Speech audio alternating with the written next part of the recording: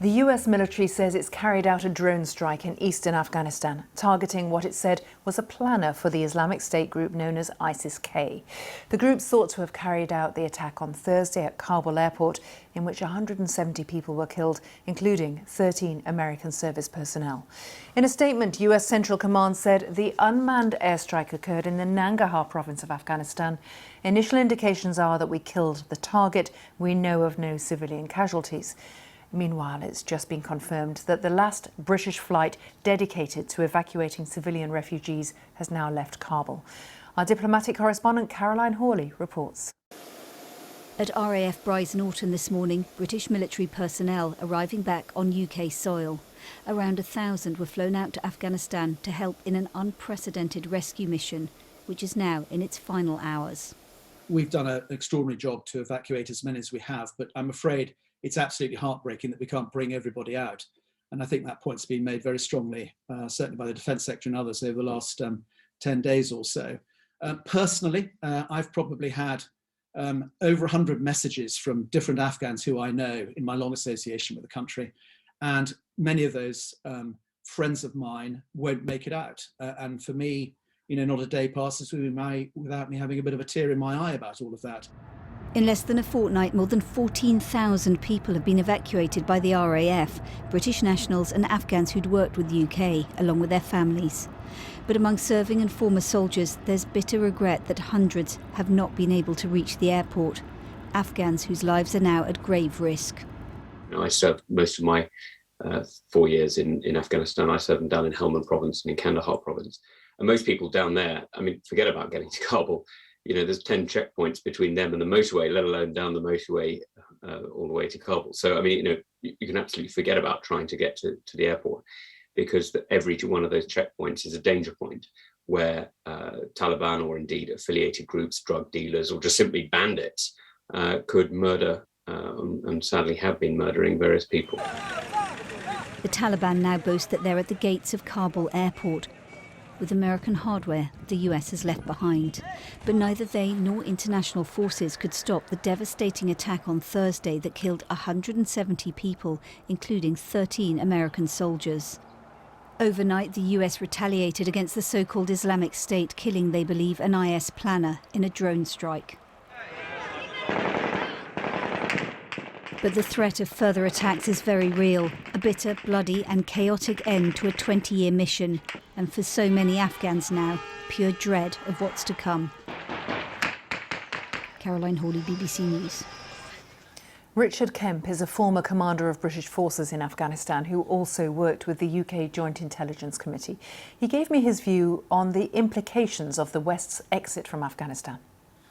I think this is one of the greatest catastrophes in Western foreign policy and military policy since the Second World War, probably going back before Vietnam. And I'm not talking about the actual war in Vietnam, which cost huge numbers of more American casualties than were sustained in the Afghan conflict, but the consequences, the strategic consequences of this situation are, I think, greater. And not only in terms of the way in which this will affect Western capability and Western reputation and ability to influence events around the world, including in relation to China and Russia, but also when the Americans left Vietnam, the enemy was not pursuing them out. The enemy is now pursuing our forces out. Afghanistan will again become a hugely dangerous safe haven for terrorists, a danger to us, of course. It will inspire jihadists around the world who will be energized and revitalized by this victory for the Taliban. And so the threat that we went there to prevent, we did prevent it for 20 years, but now it's very, very large again. So it is a huge strategic and direct threat to the people in this country.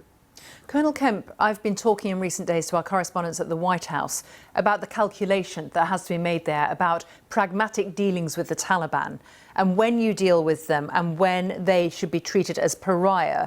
Would a red line for you be their approach to jihadists flooding into the country? I think that's one of the red lines and probably the most significant one for us. And there's no doubt that jihadists will be pouring back into the country as they did before 9/11. Afghanistan holds a very special place for jihadists, and this is the first country that's fallen into the hands of jihadists who wish to attack and undermine every aspect of our life. And it's a real pivotal point, this. And I think the Taliban would have the capability of preventing that, or certainly reducing it, but they don't want to. The Taliban, whatever they might say at the moment, and they will probably stop saying it so loudly once all Western forces are out of the country. The Taliban want to kill us, and they want to attack our countries, just as Al-Qaeda does and just as Islamic State does. Previously, the Taliban were not focused internationally. Now they are far more focused internationally, with new recruits and people who've been fighting against our forces in Afghanistan for 20 years. So it's a very dangerous situation, which I don't expect us to be able to control.